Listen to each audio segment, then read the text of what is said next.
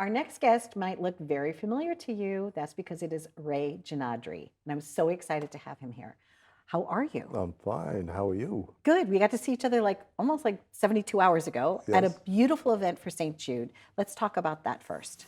Yes, my wife Fiorella started this 7 years ago, St. Jude fundraiser in honor of her mom Teresa and her father Rocco Brazzi. They both passed away. And it brings people together, raises fund for a fantastic cause, the kids suffering from cancer, as you know, for St. Jude. And her friend Danielle Lalazar, I think, introduced us at the function. So we She met, did. and here we are 72 hours later doing this We're here. wonderful show.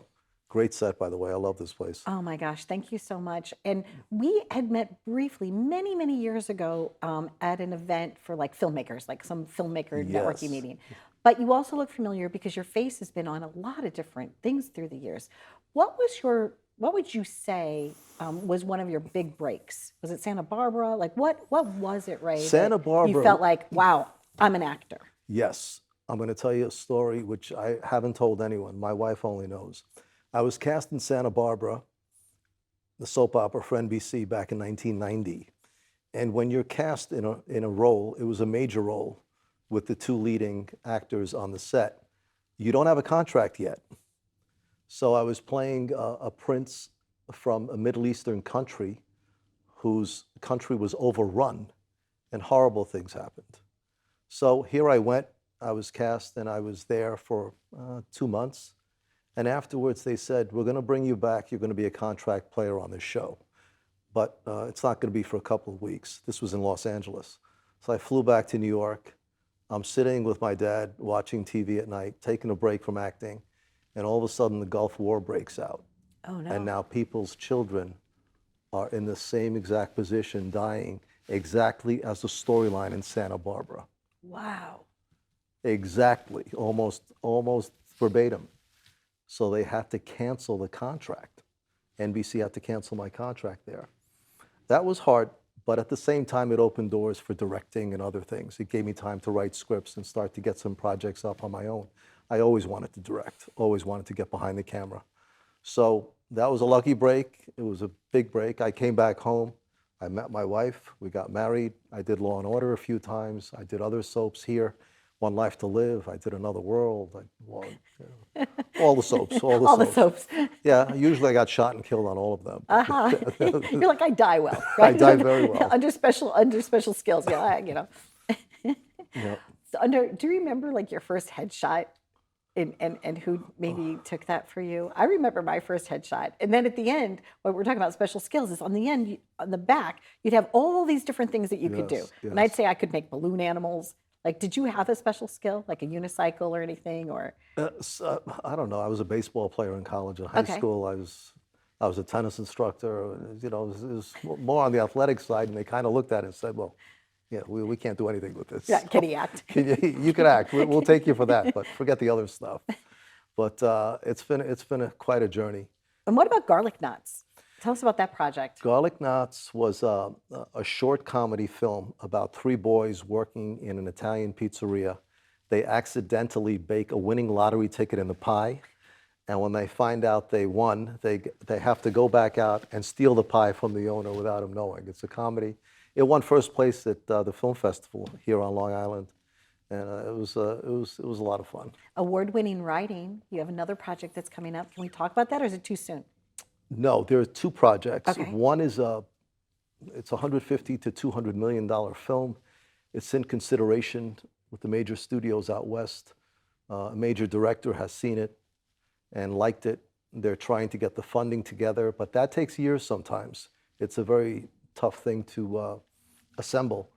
The other project I'm working on myself, it's called The Cowboy Club. It's a road film. It's a road picture, and it kind of talks about life, how we sometimes are in a place in life we don't understand why we're here, and we kind of feel like we don't belong here. But as time goes on, in retrospect, we look back and we say, that's why God wanted me there. I get it now. Now I get it. And that's the project we're talking about now. So exciting. Now, I see a beautiful piece of artwork sitting next to you. So not only are you an actor and also a script writer, but you're also a painter, an artist, right? When did that start? Was that That something that started as a teenager and then you picked up again?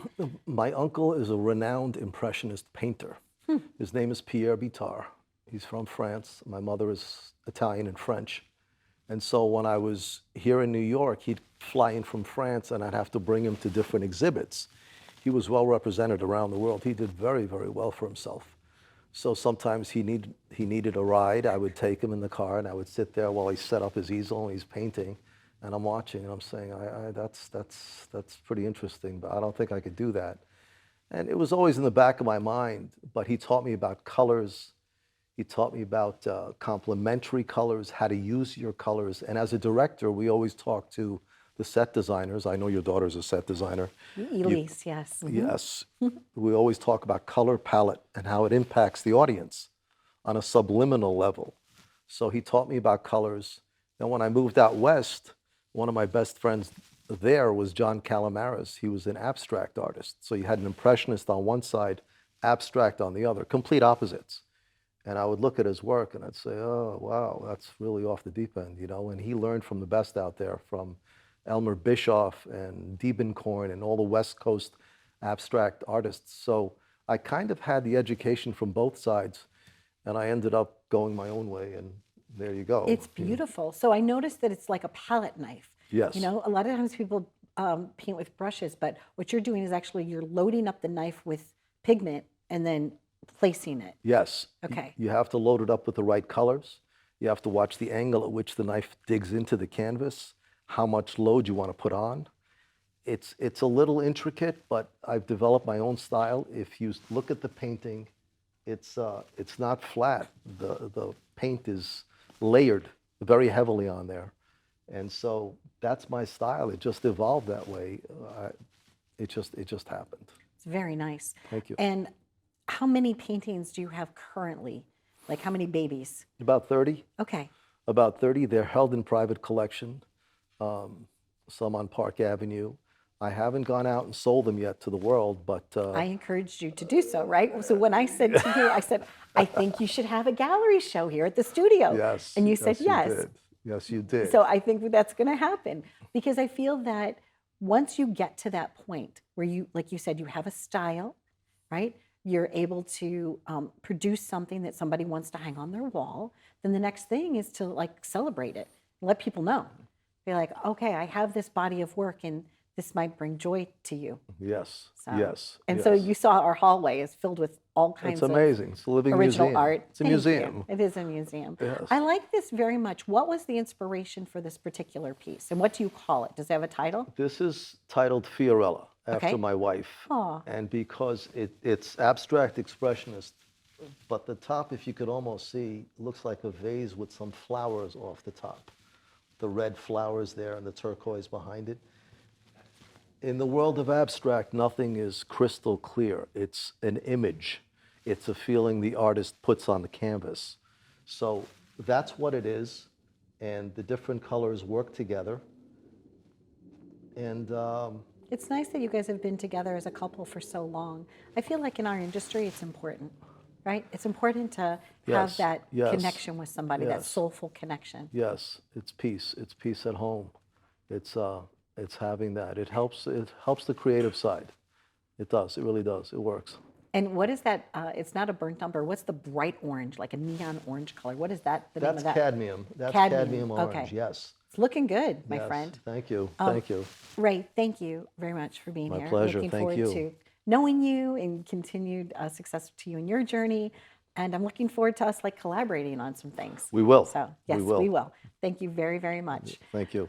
Please, if you have something inside of you that you just want to express in an artistic way, just do it.